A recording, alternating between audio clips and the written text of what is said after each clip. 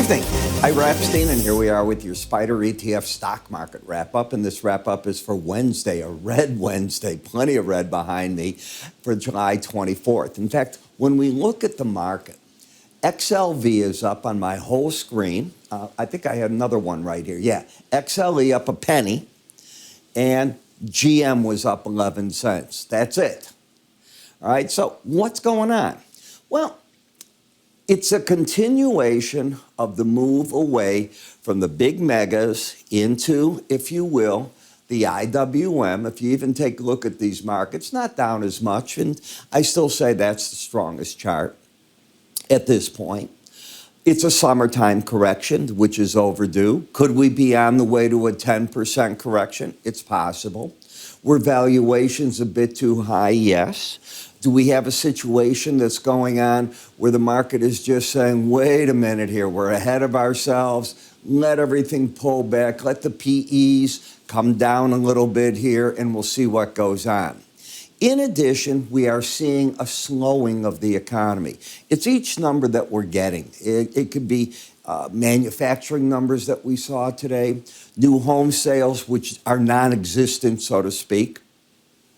You've got to pay attention to all this. The supply of homes keeps increasing on the market. We're at a 9-month supply, yet we're not moving them, and yet prices are still going higher. So there's going to be a correction in here where pricing, they can keep saying, well, they're going up 4% a month, month over month, or year over year. It doesn't matter.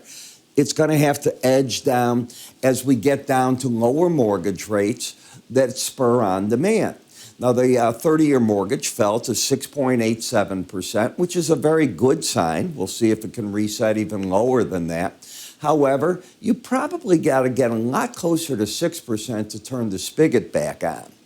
In addition, you're seeing consumers, well, they're being strained. You know, if you take a look at how many are falling behind on credit card debt, it's amazing. The numbers keep staggering higher.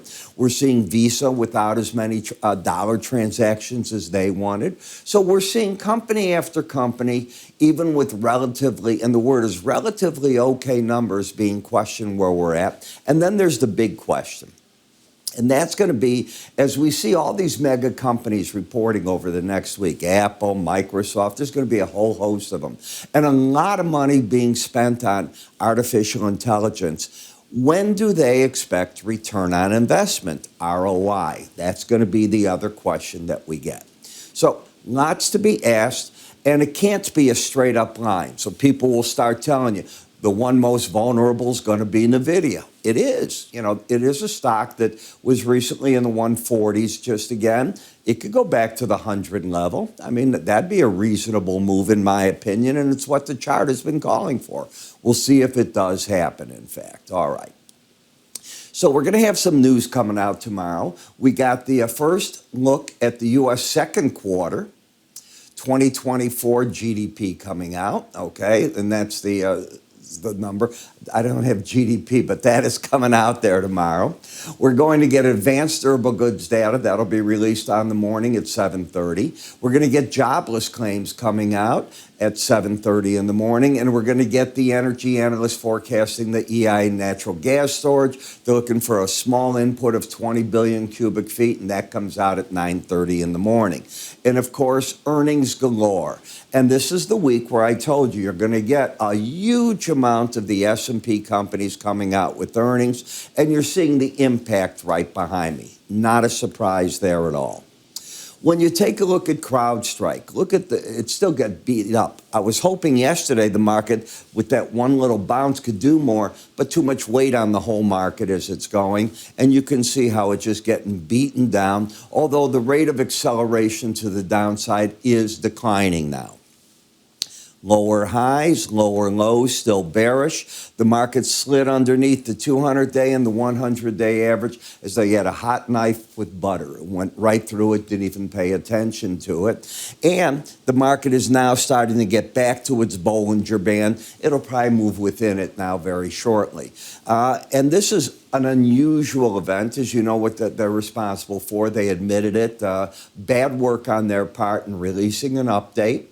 and that just caused chaos all over the place. Talk to Delta. I think they're taking a $500 million hit on this, and it's going to cause, CrowdStrike and others to get the wrath of Congress. That is going to happen. And you've got an embedded reading. I wouldn't trust embedded readings down here one way or the other on a stock that has already fallen that much. I walk away from it and just say it's a different event. When we get to RSP, which is the S&P equal weight, I can make an argument, and have been, that maybe it gets back to the 18-day average of closes and it rebuilds from there. Okay, that makes sense to me. When I look at uranium, I still don't see it holding up. It's been in a downtrend. It's getting a bit excessive on the downside. Could get to 27, 26. It is a market that has great trouble holding the big rallies, but on the breaks, it doesn't seem to go anywhere. It's really caught, in my opinion, between roughly 27 to the, let's call it $34 range, right in that area. When I look at Rivian, well, this is the spot that I think some traders are going to start pulling the trigger and saying, okay, I want to own some of this stock. So I think you'll see small purchases starting to show up at 16, 19. Does not mean you can't get back into these numbers, but this is the first logical spot for it to find its first level of support. It's backed off here now from getting up into the 19 area and now pulling back here into 16. So traders will say, that gives me a nice break, 15, 18%. I think that it's worth holding in my portfolio, and I think you're going to see that develop. Freeport is still looking at a free fall in copper prices. This is all China, in my opinion. It's a question of when and where copper wants to find the bottom. Now, it got into the zone that I was looking for. I think that you have watched me every day say I thought that the 412 to 414, 415 area was going to be a zone that it would probe and might find support at. We're there, so let's see what happens. And that's on the September futures contract. In Linn, I was surprised that it held up yesterday, and it's still holding up. But you are flirting tomorrow when you reopen. You're probably going to lose the bullish embedded reading. And if it stays lost, be careful. What the market has to do is hold it and move back up. And you really, in order for safety in this stock, you have to get over 74.53. It's been downgraded by a number of analysts, and yet when they downgraded it, the market went up. So that didn't help this at all in terms of hurting it is help. What I mean by help, if they're downgrading it. In the home builders, you just lost your bullish ideas. Look, both numbers under 79. Let's go to yesterday in this. Both numbers were over 80. The day before they weren't. Day before they weren't. You're just in an overbought market. And that overbought market, what it's trying to do so much right here is try to figure out what's next for it. Well, the good news for the home builders is that interest rates had been falling. I use the past tense because today you saw some of the yields starting to climb again. Now, what's been happening here is the back end of the yields are staying elevated. The front end is the one that has been falling. So we're getting away from the inversion where the up was all the way here. The short term we're here and the long term there. And now you're coming into this type of play. So the balance is changing. It takes time, but it is taking place and it's getting normal. And that's the very important part. And it's only, I think, a 15-point difference now between 2s, 10s, and some of the others. So pay attention. You want to see what it's doing. In the financial, when you got up to the Bollinger Band and had this outside day down, I started advertising with you at that point the importance of outside days and showing you it's either a continuation or an ending pattern. Well, an outside day down is not a continuation to the upside. And what the market has done is it also lost its bullish embedded reading. Each morning in my subscriber video, I've been telling traders, hey, folks, take a look at the 18-day average. It's probably the zone you're going back to regroup. That's just what I think is going on. In the industrial sector, we keep getting these manufacturing numbers and others that are absolutely horrendous. So the question is, what's going to happen? Well, we know what's happened now is we've gotten into the first time where the market is probing the 100-day average in the 18. If it keeps going from here, you've opened the door for 119. That's quite a drop from here. It's another $4. I would say that the market's going to fight right here to see if it can hold itself or not, but there's nothing bullish on the chart. In the energy sector, we had a run-up that peaked out, and you're coming back. It's very difficult to trade XLE right now. It's moving in waves up, wave down, not giving you opportunities. You almost got to be a top and a bottom picker, which is, I think, the last thing that you want to do. In GDX, we've been in a corrective mode. I said that I thought we could get back to the 18-day average of closes. Why would I change my opinion? When you lose an embedded reading before you go to that high, the way that I teach my course, I believe you're going to come down right through here. When we look at SLV, lower highs, lower lows, already excessive. I'm going to say that silver, and I've said this during the week, could find major support 25.75 right into that lower Bollinger Band at the 2602 level. It need not get there. Ideally, I'd like to see that if it could. And in the copper market, you were under the Bollinger Band, you moved to the right-hand side, and now you're excessive and being oversold. This market either spends the next 2 days in betting or you'll get a pop in the market. It is not the ideal spot to be entering. In fact, if anything, I think you're getting some short covering on the way down in this. TLT, well, we're not seeing higher rates in this part. This is going lower highs, lower lows coming down. UUP made a run for the 18-day average, couldn't quite get there. Momentum up, bias down. To get the dollar bullish, you need to close over the 18-day average of 28.87. And in FXE, when you lost the bullish embedded reading, I pointed out here as that occurred that I thought the market would make a run to the 18-day average. Let's applaud. Yes, applaud. You're now from where we talked about that all of what, 5 cents away. So for all purposes, it's done what we thought.